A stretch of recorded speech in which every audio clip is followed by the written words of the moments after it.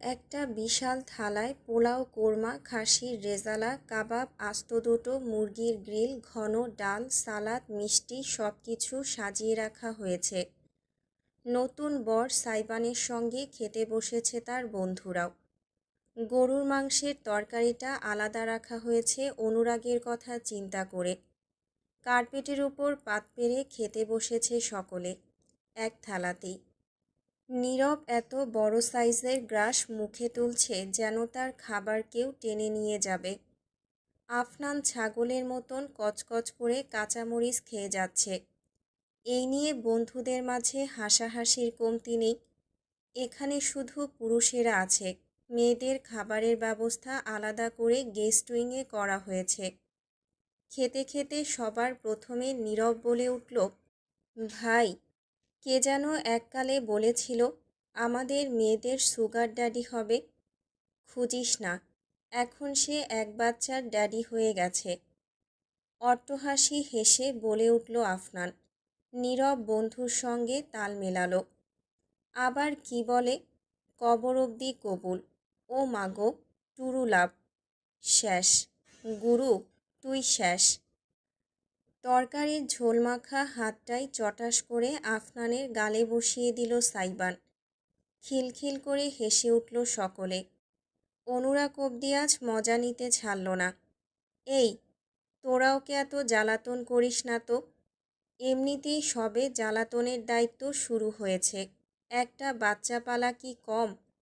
ভরণ পোষণ, শিক্ষা দীক্ষা সব দিকটাই তো ওকেই দেখতে হবে। সব থেকে কাছের বন্ধু অনুরাগ অবধি পোলট্রি খেয়েছে দেখে সাইবান তেতে উঠল, তবে রাগটা দেখালো না। বরং আস্ত মুরগি থেকে লেগ পিস ছিঁড়ে নিয়ে বিশাল এক কামড় দিয়ে চিবুতে চিবুতে বলল, অবশ্যই শিক্ষা দীক্ষা সবই দিতে হবে। ব্যঞ্জন বর্ণ শেখানো শুরু করে দেব। 1 বছরের মধ্যেই গড়গড় করে কথা বলতে শুরু করবে দেখবি। নীরব একটা আস্ত গোলাপ জামুন মুখে দিয়ে প্রায় না চিবিয়েই গিলে নিয়ে শুধালো, ছেলেকে শুধু ব্যঞ্জন বর্ণ শেখাবি কেন? স্বরবর্ণ কি দোষ করেছে? স্বরবর্ণ শুধু বইয়ের জন্য বরাদ্দ। সাইবানের বেফাস কথায় অনুরাগ প্রায় মুখের খাবার ফেলে দিচ্ছিল। কোনো মতে হাত চেপে নিজেকে থামালো, কেশে ফেলল বেচারা। অপরদিকে হাতে লোকমা হাতে নিয়ে জমে গিয়েছে ফ্যালফ্যাল করে সাইবানের দিকে চেয়ে থাকা আফনান এবং নীরব। সাইবানের কোনো হেলদোল নেই। সে নিশ্চিন্ত মনে বিরাট কোল্ড ড্রিঙ্কসের গ্লাসে চুমুক দিয়েছে। অনুরাগ বাম হাতে একটা থাপ্পড় দিল তার পিঠে। তুই কি কোনো দিন শুধরাবি না? বিয়ে হয়েছে তবু এই শয়তানি গেল না। শয়তান শুধরে গেলে পৃথিবীতে তোর মতন সন্ন্যাসীদের কি কাজ? বাঁকা হেসে জবাব দিল সাইবান। আর পারল না আফনান আর নীরব। উভয়ে হাসতে হাসতে ফ্লোরেই গড়াগড়ি খেতে লাগল। অপরদিকে ইরাম ইজানকে নিয়েই ব্যস্ত। খেতে বসেনি সে এখনও। ছেলে ঘুমাবে, ঢুলু ঢুলু চোখে তার বুকে লেপ্টে আছে। তাকে নিয়েই হাঁটাহাঁটি করছে, সঙ্গে সকলে ঠিকমতো খাচ্ছে কিনা সেই বিষয়টাও তদারকি করছে। চোখের কোণে সে খেয়াল করল রাহাত আর ইহান দুজনেই বাড়ির চৌকাঠ বেয়ে নেমে যাচ্ছে। আর অপেক্ষা করল না ইরাম, দ্রুত হেঁটে বেরিয়ে গেল বাইরে। ইজানকে নিজের বুকে সাবধানে আড়াল করে রেখে ভাইদের পিছু নিল সে। মেন গেটের কাছাকাছি গিয়ে থামালো তাদের। ভাই। ইহান থামল আগে। ঘুরে ইরামকে দেখেই বোনের দিকে ছুটে গেল। রাহাত খানিকটা অপ্রস্তুত ভঙ্গিতে দূরেই দাঁড়িয়ে রইল। আপু। ভাইয়ের মুখের দিকে চেয়ে খানিক আদর করে দিয়ে ইরাম শুধালো, খেয়েছিস? তোর গালে কি হয়েছে? ব্যান্ডেজ লাগানো গালটা হালকা একটু ঘষে ভ্রু কুঁচকে ফেলল ইহান। ইঁদুর কামড়েছে। ইঁদুর? চোখ কপালে উঠে গেল ইরামের। হতবাক নয়নে চেয়ে রইল ছোট ভাইয়ের মুখ পানে। ইঁদুর কোথা থেকে এলো? জানি না। আমার রুমে তেলাপোকা ছিল, ইঁদুর না। কিন্তু গতকাল রাতে কোত্থেকে যেন এলো, পালিয়েও গেল। ঠিকমতো দেখতে পাইনি। ধরতে পারলে পিষে ফেলতাম শালাদের। ডাক্তার দেখিয়েছিস? Tetanus injection? চিন্তা করো না, ইনজেকশন দেওয়াই আছে। ফার্মেসিতে দেখিয়েছি সকালে, লাল দাগ হয়ে গিয়েছে। বলেছে কয়েকদিন গরম পানি সেঁক দিলেই ঠিক হয়ে যাবে। গজগজ করে বলল ইহান। ছোট ভাইয়ের রুমে ইঁদুর ঢোকার রহস্য ইরাম ধরতে পারলেও বিশেষ কোনো মন্তব্য করল না। ইহানও সেই বিষয়েও কথা বাড়ালো না, বরং আগ্রহ নিয়ে তাকালো ইজানের দিকে। গাল টেনে দিল। আমার মামাটা কেমন আছে? হুম। ইজান কুই কুই করে আবার মায়ের বুকে মাথা গুজে ফেলল। হাসল ইহান। আহারে, শরম পেয়েছে বেচারা। পরক্ষণেই সেই হাসি মুছে গেল তার। জলজল দৃষ্টিতে দেখল সে ইরামকে। তুমি এমনটা কেন করলে আপু? আমি কিছুতেই স্বস্তি পাচ্ছি না। ওদের সঙ্গে তুমি, ওই লোকগুলো। হুস, তোকে বলেছি তো ভাই, আমি যা করছি সুস্থ মস্তিষ্কে ভেবেচিন্তেই করছি, ভবিষ্যতেও করব। ইরামের হাতটা নিজের সুস্থ গালে চেপে ধরে মাথা নেড়ে ইহান বলল, ঠিক আছে, তোমার কথাই সই। তবে তুমি আমাকে প্রমিস করো, যদি ওরা তোমাকে তিল পরিমাণও কষ্ট দেয় তুমি সঙ্গে সঙ্গে আমাকে বলবে। আগের বারের মতন চুপ করে সহ্য করে যাবে না। কথা দাও আমাকে আপু, প্লিজ। মৃদু হাসল ইরাম। ঝুঁকে এসে ছোট ভাইয়ের কপালে কপাল ঘষে বলল, আমার কিচ্ছু হবে না ভাই, আমি ঠিক নিজের খেয়াল রাখব, চিন্তা করিস না। আজকে আসার জন্য তোদেরকে অনেক অনেক ধন্যবাদ। আমি সত্যিই তোদের খুব মিস করি রে। চোখ বুজে মাতুল্য বড় বোনের অস্তিত্বটুকু অনুভব করল ইহান প্রাণ ভরে। তবে বেশিক্ষণ পারল না। পেছন থেকে ডাক ভেসে এলো, ইহান, দেরি হয়ে যাচ্ছে আমাদের। রাহাত তাড়া দিচ্ছে। ইহানকে বেশ অসহায় দেখালো। করুণ চোখে একবার ইরামের দিকে চেয়ে সে পিছিয়ে গেল। ইরাম দীপ্ত দৃষ্টিতে দেখল রাহাতকে। পায়ে পায়ে হেঁটে কাছে গিয়ে দাঁড়ালো। আমার সঙ্গে কথা না বলেই চলে যেতে চাচ্ছিস? কথা বলার মতন মুখ তো তুমি রাখুনি আমাদের আপু। মহল্লায় এর মধ্যেই ছিছি পড়ে গিয়েছে। সারাদিন ওই বাড়ির ভেতর বসে থাকলে জানবে কিভাবে তুমি? রাহাতের কাট কাট কথায় এবার আর কষ্ট হলো না ইরামের।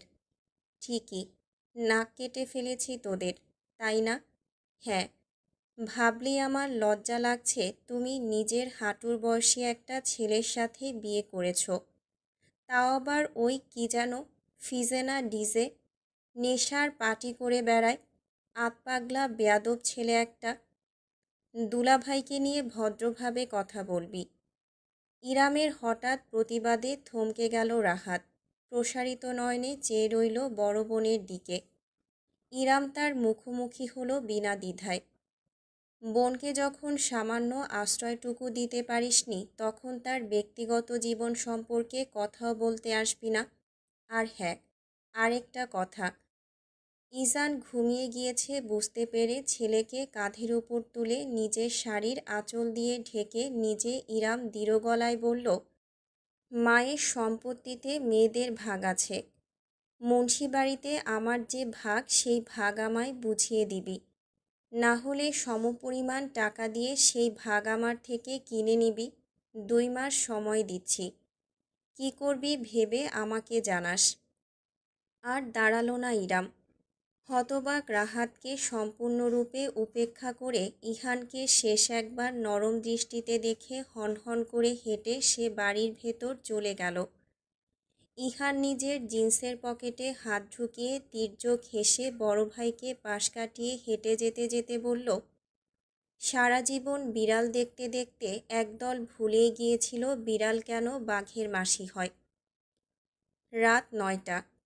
সারাদিনের হট্টগোল আর ক্লান্তির পরে অবশেষে ইরামের বিশ্রামের সুযোগ হয়েছে। এত সময় যাবৎ তেমন কিছু মনে না হলেও এখন বাস্তবতা সম্পূর্ণরূপে ইরামকে ঘিরে ধরেছে। কারণ গেস্ট রুমের বদলে তার ঠাঁই হয়েছে সাইবানের বেডরুমে। রুমটা আধুনিক, অতিরিক্ত আসবাবের বালাই নেই। যেটুকু আছে তাও মডার্ন ডিজাইনের। কালো ধাতুর তৈরি। বিছানার বেডশিট অবধি কালো রঙের, সিল্কের কাপড়ের উপর লাল গোলাপের পাপড়ি ছড়িয়ে রাখা, ইতিউতি বেশ কয়েকটা তাজা রজনীগন্ধা ছড়ানো। মোহনীয় ঘ্রাণে মাতোয়ারা করে তুলেছে রুমটাকে। তবু এর মালিকের প্রকৃত বৈশিষ্ট্যটাকে পুরোপুরি ঢাকতে পারছে না। দেয়ালে মাইকেল জ্যাকসন আর চাইনিজ কিংবা কোরিয়ান কোনো বয়ব্যান্ডের পোস্টার টাঙানো। আরও কয়েকজনের চেহারা আছে, তবে এই সেলিব্রিটিদের ইরাম চেনে না। দেয়ালের একপাশে সাউন্ডের বেশ কিছু যন্ত্রপাতি, সঙ্গে ছোট কন্ট্রোল বোর্ড। এক কোণায় ট্রিপল মনিটরের গেমিং সেটআপ। কাউচের উপর অবহেলায় দুটো 10 কেজির ডাম্বেল পড়ে আছে। একটা দীর্ঘশ্বাস ছাড়ল ইরাম। নিজের সঙ্গে এই অস্তিত্বের সামান্যতম মিলও খুঁজে পেল না।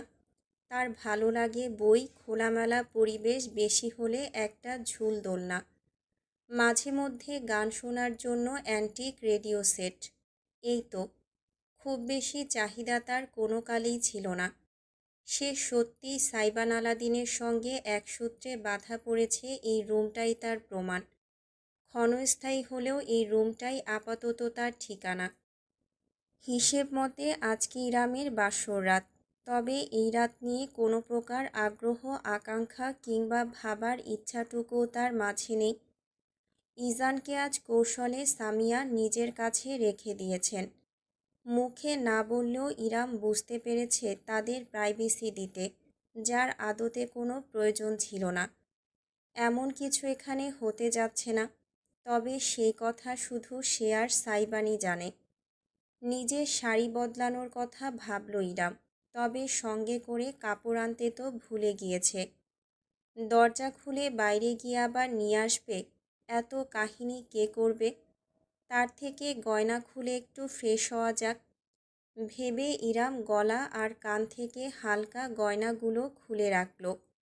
রুমের এক পাশে লাগোয়া বারান্দা, অন্য পাশে আরেকটা দরজা, বাথরুমই হবে ভেবে স্লাইড করে কাচের দরজাটি খুলে ইরাম ভেতরে পা রাখল। তবে সামনের দৃশ্য তাকে জমিয়ে দিল। জায়গাটাকে বাথরুম বলবে না অন্য কিছু ইরাম কয়েক লহমা ভেবেই পেল না। হঠাৎ করে কেউ দেখলে মনে করবে বুঝি জঙ্গলে ঢুকে পড়েছে। দেয়ালে তেমনই গাছপালার ডিজাইন, মেঝের মাঝ বরাবর ফাঁকা, সত্যিই ফাঁকা। পুলও নয়, বাথটাবও নয়, যেন জঙ্গলের গাছপালার মাঝে একটা প্রাকৃতিক পুকুর। আশেপাশে পাথরের দেয়াল তুলে দেওয়া, তাতে টলটলে পানি ভাসছে।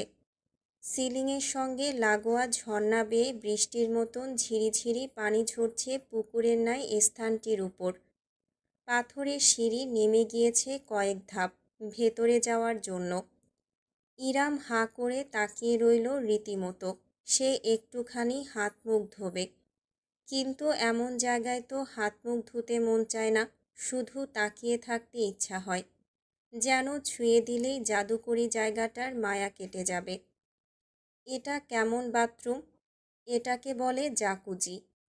অস্পষ্ট স্বরে ইরাম বলে উঠেছিল, এমন স্পষ্ট জবাব আসবে ভাবেনি। ঝট করে পেছন ফিরে তাকালো সে। ঠিক দরজার সঙ্গে হেলান দিয়ে দাঁড়িয়ে আছে সাইবান। ভেস্ট খুলে ফেলেছে, শুধু শার্ট আর প্যান্ট পরনে। শার্টের উপরের বেশ কয়েকটা বোতাম খোলা থাকায় মাংসল বুকের খানিকটা অংশ দেখা যাচ্ছে। ইরাম দ্রুতই দৃষ্টি সরিয়ে নিল। বাড়ির ভেতর এই জিনিস করার আইডিয়া কে দিল? হাসল সাইবান। ভেতরে ঢুকে আশেপাশে তাকালো। সগর্বে নিজের তৈরিকে দেখে বলল, বাড়ির ভেতর রিল্যাক্স করার মতন জায়গা দরকার, তাই এটা গত বছর ইনস্টল করেছি। বাড়ির এই দিকটা ভেঙে অনেক কিছু ঠিকঠাক করতে হয়েছিল। তোমার মাঝে নর্মাল কিছু আছে আলাদিন? নর্মাল বাথরুম, টয়লেটও আছে। আপনি ভুল জায়গায় ঢুকে পড়েছেন। বিস্তৃত হাসি নিয়েই জবাব দিল সাইবান। তারপর পায়ে পায়ে এগোতে লাগলো ইরামের দিকে। জায়গাটা রোমান্টিক না? মনে হবে যেন গভীর বনের মাঝে বসে কোনো পুকুরে শরীর ডুবিয়ে আরামে আকাশের তারা দেখছেন। ইরাম জানে না কেন তার হৃদস্পন্দন অস্বাভাবিক দ্রুত হয়ে উঠল। আজ তাদের বাসর রাত। এই বিষয়টাই তার অনুভূতির সঙ্গে বেশ বাজেভাবে খেলতে শুরু করে দিয়েছে। অজান্তেই পিছিয়ে পড়ল সে। পানির একদম কিনারায় পাথরের কাছে গিয়ে থামল। সাইবান রীতিমতো নির্লজ্জভাবেই তাকে আপাদমস্তক পর্যবেক্ষণ করল। ইরাম আর ঘোমটা দিয়ে নেই। গাঢ় জলপাই বর্ণের চকচকে শাড়িটা তার শরীরে ওতপ্রোতভাবে জড়িয়ে আছে। সাইবান এতদিন ভালো করে দেখেনি কিংবা সংকোচ করেছে, অথচ আজ তার দৃষ্টিতে বিন্দুমাত্র সংকোচ রইল না। কবুল পড়ে বিয়ে করা বউ তার সামনে দাঁড়িয়ে। ভাবতেই অদ্ভুতরে একটা উষ্ণতা এবং ভীষণ রকমের অন্তর্জ্বালা ছড়িয়ে পড়ল সাইবানের বুকে। ইরাম তার গভীরতম দৃষ্টিকে খেয়াল করল, জিজ্ঞেস করে বসল, আজ কাজী সাহেবের সামনে হঠাৎ ওভাবে বললে কেন? থমকালো সাইবান। দৃষ্টি তুলে ইরামের মুখ দেখল, অতঃপর বাঁকা হাসি ছুঁয়ে গেল তার ঠোঁট জুড়ে। কিভাবে বলেছি? কবর অবধি কবুল কথাটার মানে কি? এটাই যে আপনাকে বিয়ে করে নিজের কবর নিজেই খুঁড়েছি আমি। ইরামের খুব কাছে এসে পড়ল সাইবান। রমণী জমে গেল। মুহূর্তের জন্য তার মনে হলো সাইবান বুঝি তাকে ছুঁয়ে দেবে প্রগাঢ়ভাবে। আর সে আটকাবে কি করে? এতদিন ছেলেটা ছিল পরপুরুষ, আজ থেকে স্বামী। ঠিক কত পর্যায় অবধি ইরাম তাকে থামিয়ে রাখতে পারবে? অথচ সাইবান তাকে ছুঁয়ে দিল না, শুধু দেখেই গেল। গলা, বুক, উদর পেরিয়ে এসে তার নিগুড় কালো নয়নজোড়া থামল বরাবর ইরামের কোমরে। আর তৎক্ষণাৎ মুগ্ধতার বদলে দৃষ্টিটা বদলে গেল তীব্র কৌতূহলে। বাজে রকমের কৌতূহল। ভ্রু কুঁচকে ফেলল সাইবান। এতক্ষণ স্পর্শ না করেও এবার হাত বাড়িয়ে বৃদ্ধাঙ্গুলে ইরামের কোমরের ত্বকে ফুটে থাকা একটা খয়েরি দাগ ছুঁয়ে দিল সে। এটা কিসের দাগ? সাইবানের প্রশ্নে ঝাঁজ টের পাওয়া গেল স্পষ্ট। ইরাম জবাব দেওয়ার সুযোগ পেল না। এর আগেই রুমের দরজা ধাক্কানোর আওয়াজ ভেসে আসলো। আমি দেখছি কে এসেছে। রীতিমতো চোরের মতোই ছুটে পালিয়ে গেল ইরাম। এক হাতে আঁচল টেনে কোমরের অংশটা সন্তর্পণে ঢেকে নিল। সাইবান কয়েক সেকেন্ড আহাম্মকের মতন দাঁড়িয়ে থাকল। পর মুহূর্তেই হতাশাবোধক একটা শব্দ করে উল্টো ঘুরে রুমের ভেতর চলে এলো। ইরাম ততক্ষণে দরজা খুলে দিয়েছে। বাইরে দাঁড়িয়ে আছে সারিকা, তার হাতে ধরা ছটফট করে কাঁদতে থাকা ইজান। আমি আর মম মিলে অনেক চেষ্টা করেছি, আপনাকে ছাড়া শান্ত হবে বলে মনে হয় না। খানিকটা বিরক্তি নিয়েই বলল সারিকা। ইরাম দ্রুত নিজের হাত বাড়িয়ে ছেলেকে কোলে তুলে নিল। সারিকা অপেক্ষা অবধি করল না। যেমন হঠাৎ এসেছিল তেমন হঠাৎ করেই চলে গেল। একটা নিঃশ্বাস ফেলে দরজা আটকে চিৎকার করে কাঁদতে থাকা ইজানকে নিয়ে বিছানায় গিয়ে বসল ইরাম। এই যে, না না, সোনা আমার, কুচুপু আমার, এই তো আম্মু এখানে। আম্মু কোথাও যায়নি। এই যে সোনা, এই যে আমার বাবাটা। ছেলেকে দুলিয়ে দুলিয়ে শান্ত করতে চাইল ইরাম, অথচ কোনো কাজ হলো না। বরং সময়ের সাথে সাথে আরও জোরে তার স্বরে কেঁদে যেতে লাগলো ইজান। ছোট্ট শিশুটির মুখটা লালচে হয়ে উঠেছে কান্নার কারণে। ইরাম সইতে পারল না। বুকে আঁকড়ে ধরল ছেলেকে। না না, কাঁদে না আব্বু, আর না। আম্মুর কষ্ট হয়তো। কুচুপু। প্রথমটায় বিশেষ পাত্তা না দিয়ে মনিটরের সামনের গেমিং চেয়ারে বসে মোবাইল স্ক্রল শুরু করেছিল সাইবান। বাচ্চার কান্নার আওয়াজ ভীষণ তীক্ষ্ণ, তার কানে লাগছে বাজেভাবে। তবে যখন প্রায় 20 মিনিট পরেও কান্না থামার নামগন্ধ হলো না, তখন মোবাইল রেখে উঠল সাইবান। কি সমস্যা? এমন ভ্যাক ভ্যাক করে কান্না করছে কেন পোটলাটা? হাগু পেয়েছে আবার? ইরাম হাসল না, বরং খানিকটা অসহায় দৃষ্টিতে চেয়ে বলল, বুঝতে পারছি না। কান্না করে অনেক, কিন্তু এতক্ষণ ধরে একটানা কোনো দিন করেনি। কোথায় সমস্যা হচ্ছে বাবাটার? আম্মু বুঝতে পারছে না। পচা আম্মু। ইরামের চোখ ছলছল করে উঠল। ছটফট করতে থাকা ইজানকে বুকে চেপে রাখল সে। দৃশ্যটা দেখে কেন যেন ভীষণ অশান্তি অনুভব করল সাইবান। আমি জানি পোটলার কান্না কিভাবে থামাতে হয়। হঠাৎ করে বলেই দেয়ালে ঝুলন্ত টিভি রিমোট দিয়ে অন করল সাইবান। ইরাম ড্যাব ড্যাব করে চেয়ে রইল। সাইবান ততক্ষণে মেঝের মাঝখানে গিয়ে দাঁড়িয়েছে। টিভির ভলিউম বাড়িয়ে সে একটা গান ছাড়ল। তারপরে রিমোটটা ছুঁড়ে ফেলে 2 পা ছড়িয়ে দাঁড়ালো। ওয়াজ দিস পোটলা? দিলবার দিলবার। গানের তালে তালে কোমর দুলিয়ে সাইবান এমন অদ্ভুতুরে অঙ্গভঙ্গি করে উঠল যে ইরামের হাসি চাপা দিতে মুখে হাত চাপতে হলো। অথচ অবিশ্বাস্য ব্যাপার, সাইবান নাচতে শুরু করার সঙ্গে সঙ্গে ইজানের কান্না থেমে গিয়েছে। নাক টেনে অশ্রুসজল চোখে সে একদৃষ্টে তাকিয়ে রইল। তার সমস্ত আকর্ষণের কেন্দ্রবিন্দু এখন সাইবানের নাচ।